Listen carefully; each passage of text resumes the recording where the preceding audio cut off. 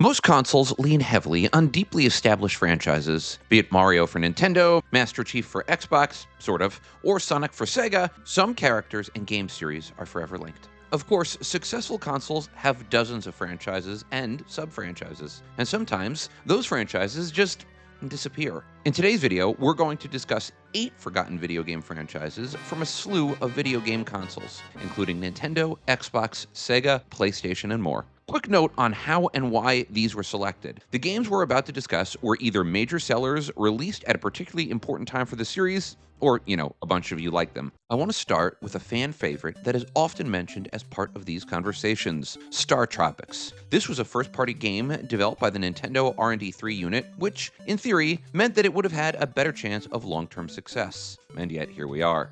Tropics is an action-adventure classic with RPG elements and a relatively robust story. In the game, you play as Mike Jones, wielding a yo-yo as you make your way through the game's several chapters, interacting with NPCs and completing dungeons. Your overarching goal is to find your uncle, Steve Jones, which takes you on a series of fantastical adventures, including inside of a whale and an alien escape pod. The game was unique in many respects, including its inclusion of a physical letter that was referred to repeatedly in the game as part of what was sort of an anti-piracy measure.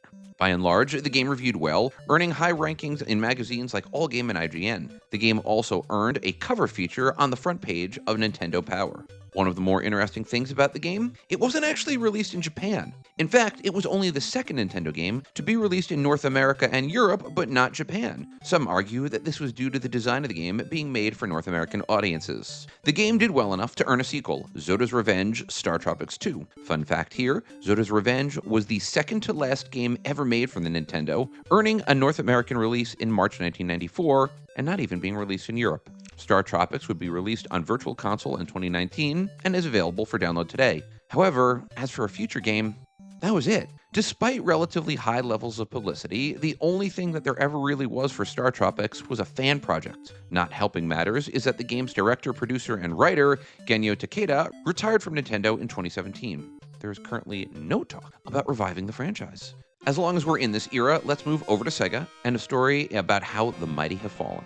I'm talking about Altered Beast. In this game, you play as a Roman centurion resurrected by Zeus. Your job is to rescue Zeus's daughter, Athena, who has been captured by Zeph. Doing so means fighting your way through 5 levels that are populated by zombies, just like in real Greek mythology.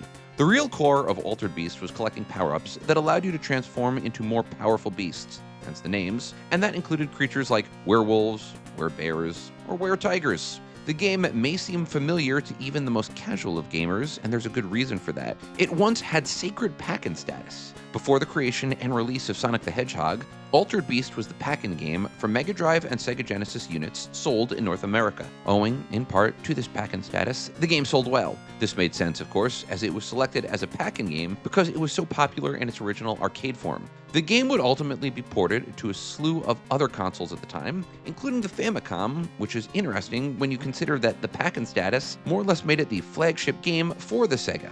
The franchise did well enough to result in 2 sequels, albeit more than a decade later. First was Altered Beast: Guardian of the Forgotten Realms, released for the Game Boy Advance. That game added power-ups and levels and took a traditional sequel approach. The second game, released for the PS2, only made it to Japan and Europe, never seeing an American release. In that game, you still transform into a beast, but virtually every other aspect of the game, including its entire plot and setting, are dramatically different. The reviews for this game were bad, and the franchise has since disappeared, but not before one last potential revival. In 2016, Sega announced that there would be a live-action version of Altered Beast, one born out of a partnership with producer Evan Chafflin.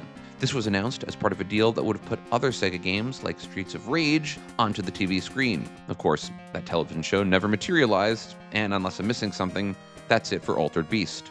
Next, an original N64 game, Wave Race. In most cases, the only game you're going to be familiar with is the Nintendo 64 version, Wave Race 64. In that game, you race on jet skis, competing in a series of virtual courses. The game also came with a multiplayer mode that allowed players to race against each other. The water, graphics, and speed were all highly praised by critics and players alike, and this game would sell nearly 3 million copies, making it the 14th best-selling game of all time for the Nintendo 64. What made the game so impactful is that it was among the first ever games released for the Nintendo 64. In Japan, Wave Race was released on September 27, 1996, meaning it was the fourth game ever released for the series. In other words, the game clearly meant something to Nintendo, and they obviously had faith in its success. What many of you may not realize is that Wave Race 64 was actually the second game in the Wave Race series. The first game was, well, Wave Race, a 1992 Game Boy game. While the game obviously looks vastly different than its N64 counterpart, it allowed for multiple modes of play,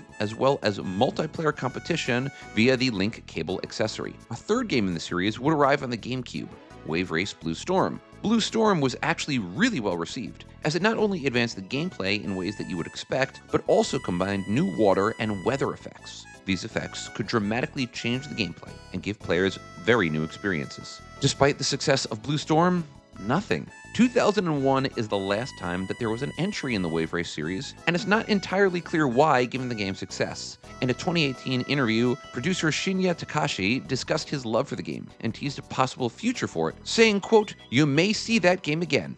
I personally love Wave Race." Wave Race 64 is available for download today. However, unfortunately, that's it. Takashi's promises to the contrary, we have not seen a new appearance of Wave Race. Next up is SOUM, the tactical third-person shooter that actually did something rare. It offered something unique within the shooter genre. SOUM premiered in 2002 for the PlayStation 2, premiering less than a year after 9/11, meaning that all things military and terrorist were in vogue. In the game, you engage in a series of missions designed to manage an emerging terrorist threat. The game offered something genuinely new, the chance to use a headset and give voice commands to your AI-managed counterparts. Doing so allowed the game to truly earn the title as a tactical shooter, as SOUM was about planning and command decisions every bit as much as it was about having quick reflexes. You also had to make a series of decisions about equipment, weapon selection, and more. Higher grades would be awarded for using stealth and teamwork, and online gameplay required coordination with your teammates. The first game sold more than 1.4 million copies, and subsequent sequels ultimately did well. 10 games were released for this series over a period of 9 years, with the last game, SOUM 4, released in 2011.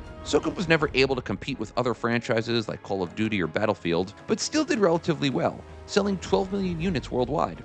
So, what happened? First, Sony purchased Zipper Interactive in 2006 and then closed the studio in 2012, despite the fact that the studio was actively working on a new SOUM game. As time went on, PlayStation began to shut down online servers for the game, with multiple servers closing in August 2012 and in 2014. However, fans were able to reopen some servers in 2021, providing players with an opportunity to continue to play the game. There has not been any confirmed activity for this franchise, although there have been plenty of rumors. For example, fans spotted SOUM 111 on the resume of actor David Veitch, who unfortunately passed away in January 2022. This is not the first time that a rumor regarding SOUM began to spread, and this one dates to April 2024, over a year ago. Unfortunately, no other information on the game has since been released. We now head back over to Nintendo to one of the most unique series ever to appear on the console, Pilot Wings. This one hits a real nostalgic bone for me. When it first came out on the Super Nintendo, I remember absolutely loving it. It was a deeply unique simulator game, and there was nothing else on the market like it. Furthermore, it took full advantage of Super Nintendo's Mode 7 capabilities, allowing for the rotation of the screen and background movement. The game offered players the chance to simulate various flying activities, including planes, hang gliding, and skydiving. There were 8 levels and 2 helicopter bonus missions, which are really hard. In retrospect, honestly, the game didn't offer a ton of gameplay, but it was so unique that this relative lack of material didn't stop many players from fully enjoying the game. It was received well by critics and sold more than 2 million copies, making it a commercial success.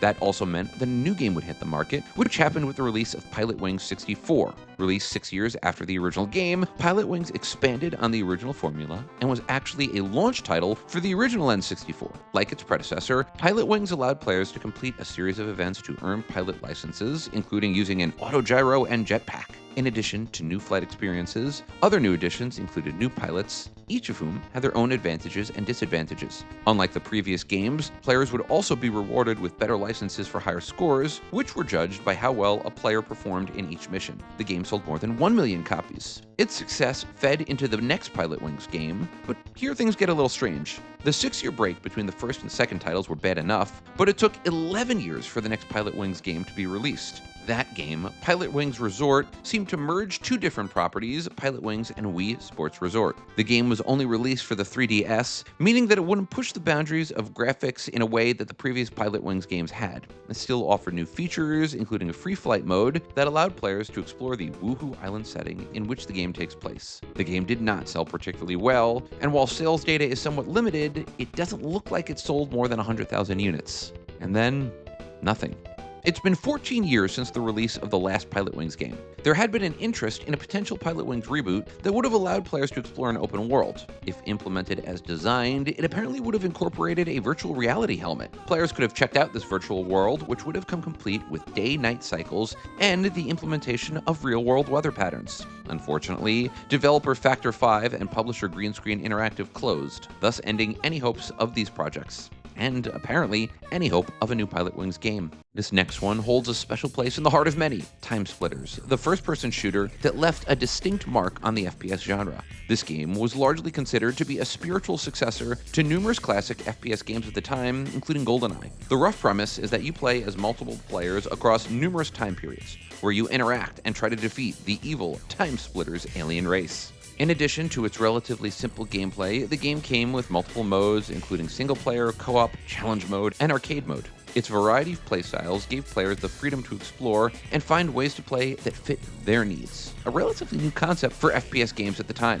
The game even came with a level editor, something that was really new for console FPS games. The first game sold well enough to spawn 2 more sequels. Timesplitters 2 was released in October 2002 and features the player as one player, a space marine named Sergeant Cortez, who must recover the time crystals that the Timesplitters are using to travel through time. The game also expanded the story, game modes, weapons, and more, while also appearing on numerous consoles, including PS2, Xbox, and GameCube.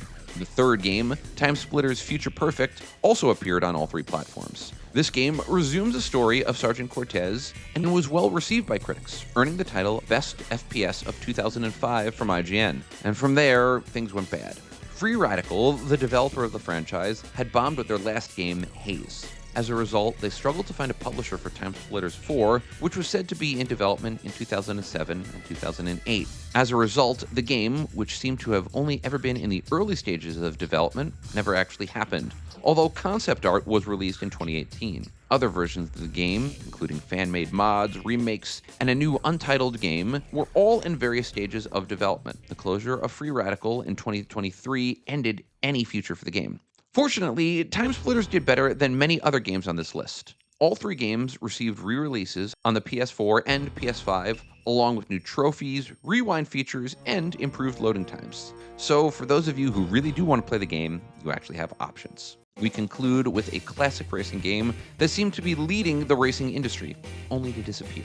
I am talking about Project Gotham Racing. Technically, the first Project Gotham Racing was actually called MSR, or Metropolis Street Racer, and was released for the Dreamcast in 2000. That game introduced many of the core features of Project Gotham Racing, including the kudos points earned by performing stunts, the large number of tracks, and the online functionality that would eventually become a centerpiece of the game.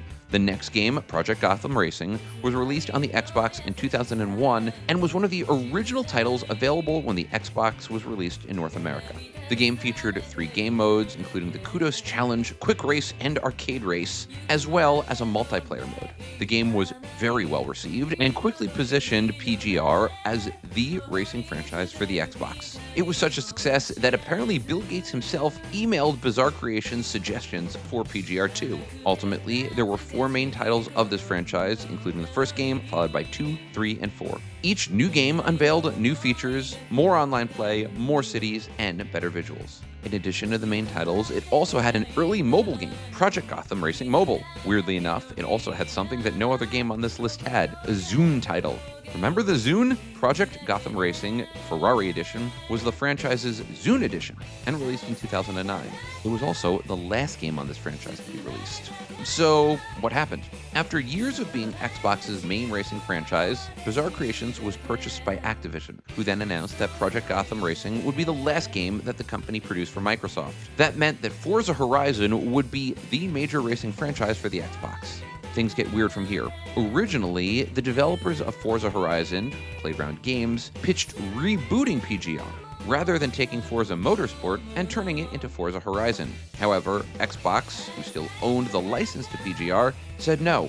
And that was it. There has been no talks to revive the franchise, and unless Xbox and Microsoft change their mind, Project Gotham Racing will stay dead. This is, of course, not a comprehensive list, but a starting point. All of these games made a massive impact for their time, only to completely disappear due to a variety of circumstances. As always, I ask you, what franchise would you have liked to have seen covered? What franchise do you really wish came back? If you like this video, I really want to encourage you to like, subscribe, or click on the next video that the YouTube algorithm has served up for you. If you really want to support the channel, please join as a member, which will allow you access to exclusive content, chat, emojis, and more. If you want to support me, please do that. As always, more importantly, thank you so much for watching, and I really hope you enjoyed watching this video as much as I liked making it.